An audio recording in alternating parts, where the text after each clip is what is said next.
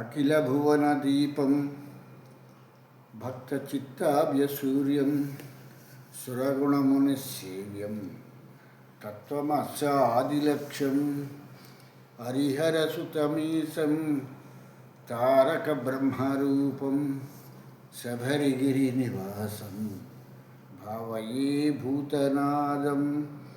స్వామి శరణమయ్యప్ప. ప్రియమైన ఆత్మబంధువులారా, ఆశ్రిత వారి సౌజన్యంతో మనం ఈ విశ్వామిత్రోపాఖ్యానాన్ని గురించి మనం తెలుసుకోవటం జరుగుతున్నది. ఈ విశ్వామిత్రుడి తాలూకు యాగాన్ని సంరక్షించటానికి రాముడు సంరక్షణకర్తగా వెళ్ళటం జరిగింది. యాగ పరిసమాప్తి అయిపోయిన తర్వాత రామలక్ష్మణుని ఋషులని వంట పెట్టుకొని విశ్వామిత్రుల వారు మిథిలా నగరానికి ప్రయాణం అవటం జరిగింది. ఆ మిథిలా నగరంలో ఒక ధనస్సు, అద్భుతమైనటువంటి ధనస్సు, దేవతలు ఇచ్చినటువంటి ఒక ధనస్సు ఉన్నది అని చెప్పేసి ఋషులు చెప్పటంతో దాన్ని రాముడికి చూపించటానికి ఈ యొక్క విశ్వామిత్రుల వారు బయలుదేరటం జరిగింది. అదే సమయంలో ఈ ఋషులు ఆ ఒక్క దివ్య ధనస్సుని ఎవరూ కూడా ఇంతవరకు ఎక్కుపెట్టలేదు అనేటువంటి మాట మాత్రమే చెప్పటం జరిగింది. ఈ విషయాలన్నీ తెలుసుకున్న రాముడు విశ్వామిత్రుడితో బయలుదేరి గురువుగారితో వెళుతూ ఉండగా శోణానది అనేటువంటి ప్రాంతానికి వచ్చిన తర్వాత అక్కడ స్నానం చేసి, స్వామి, ఈ ప్రదేశం ఇంత మనోహరంగా ఉన్నది ఈ శోణానది అనేటువంటి ప్రాంతంలో, కనుక అసలు ఇది ఎవరి తాలూకు సామ్రాజ్యానికి సంబంధించినది అని చెప్పేసి రాముడు విశ్వామిత్రుని అడగటం జరిగింది. ఈ మాటలు విన్నటువంటి విశ్వామిత్రుల వారు ఆయన అందరినీ కూడా కూర్చోమని చెప్పేసి అవతార పురుషుడే కానీ మానవ రూపంలో ఉండని రాముడికి గురుబోధ చేయటం ప్రారంభించాడు. ఈ గురుబోధ కార్యక్రమాన్ని మనం వినే ముందర ఈ చక్కని ఈ యొక్క ఏదైతే పాట ఉందో ఆ పాట వింటూ మనం ఈ గురుబోధ కథలని కూడా మనం చక్కగా విని విశ్వామిత్రుల వారు రాముణ్ణి ఎంత శిక్షణ ఇచ్చి శిష్యుడిగా తయారు చేశారనేటువంటి విషయాన్ని మనం గ్రహించేవాళ్ళం అవుతాము.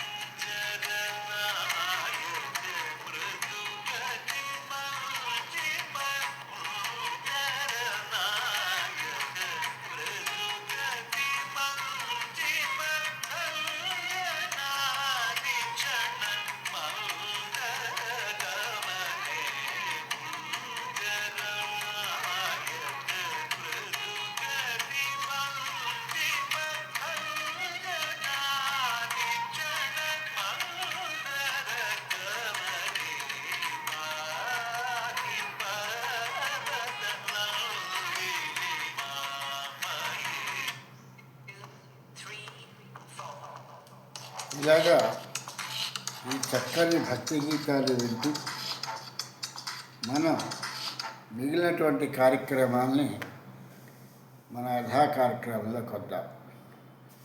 విశ్వామిత్రుల వారిని రాముల వారు ప్రతి విషయాన్ని కూడా అడిగి తను తెలుసుకోవటం ప్రారంభించాడు. అంతే కదా, నేను అవతార పురుషుణ్ణి, నాకు తెలియలేనటువంటి విషయాలు ఉంటాయా అనేటువంటిది లేకుండా రాముల వారు విశ్వామిత్రుడిని గురువుగా తీసుకుని గురువు దగ్గర నుంచి ప్రతి ఒక్క విషయాన్ని కూడా విడమరిచి గురువు దగ్గర నుంచి ఎలా తెలుసుకోవాలి అనేటువంటి విషయాలన్నింటినీ కూడా తెలుసుకోవటం జరుగుతున్నటువంటి విషయం. ఇటువంటి పరిస్థితిలో ఇక్కడ ఒక విషయం ముందుగానే మనవి చేస్తున్నాను. ఈ ఒక్క కథాగమనాలు సాగుతున్నప్పుడు అంతర్భాగంలోకి చాలా వరకు, అంటే సాధ్యమైనంత వరకు అంతర్భాగాన్ని కూడా తీసుకుని చెప్పటానికి ప్రయత్నం చేస్తాను. కొన్ని చెప్పటానికి కాని పరిస్థితి ఏర్పడినప్పుడు మాత్రము వాటిని విశదీకరించము. దాన్ని మళ్ళీ మీరు అక్కడ ఆపేశారు, మాకు చెప్పలేదు అనేటువంటిది లేకుండా ముందుగానే ఈ విషయాలు మీకు మనవి చేయటం జరుగుతున్నటువంటి విషయం. ఎందుకంటే ఈ రామాయణము అనేటువంటిది వేదానికి సంబంధించినటువంటిది. ఇది బ్రహ్మ విద్యా సాంప్రదాయానికి సంబంధించినటువంటిది. ఇది బ్రహ్మాండమైనటువంటి విద్య. ఈ బ్రహ్మాండమైనటువంటి విద్యని ఇలా మనం మాట్లాడుతున్నటువంటి వాటిని వీడియోలుగాను వీటిగాను చేసుకుని వినేటువంటి పరిస్థితి కాదు. కాబట్టి ఇది సాధ్యాయనంలో గురువుతో కూర్చి నేర్చుకోవాల్సిన విషయాలు ఇవి. ఇందులో ఉన్నటువంటి రామాయణంలో ఉన్నటువంటి ముఖ్యమైనటువంటి విషయాలన్నీ కూడా. కానీ అది సాధ్యపడకపోవటం మూలంగా ఈనాడు ఏం చేస్తున్నామంటే కొంతవరకైనా కనీసం చెప్దాము అనేటువంటి సంకల్పంతో ఈ బ్రహ్మ విద్యని బహిర్గతం చేయకుండా ఈ భగవద్గీతలో చెప్పినట్టుగా 9వ అధ్యాయంలో రాజవిద్య అని చెప్పేశారు అన్నట్టుగా ఈ బ్రహ్మ విద్య అనేటువంటిది రాజవిద్య లాంటిది. ఈ విద్యలో నుంచి మిగిలినవన్నీ వచ్చాయి తప్పితే ఈ యొక్క దశ విద్యలు వచ్చినా, షోడశ విద్యలు వచ్చినా, ధూమ విద్య వచ్చినా, ఏ విద్య వచ్చినా కూడా ఈ యొక్క బ్రహ్మ విద్యా సాంప్రదాయంలో నుంచి మాత్రమే అవన్నీ వచ్చాయి. ఈ బ్రహ్మ విద్య అనేటువంటిది బ్రహ్మాండానికి సంబంధించినటువంటి విద్య కనుక ఆషామాషిగా దీన్ని మనం ఏదో విందాము అనేటువంటి పరిస్థితికి వస్తే మాత్రము ఇది మనకి ఏదీ తెలియదు, కథ తెలియదు.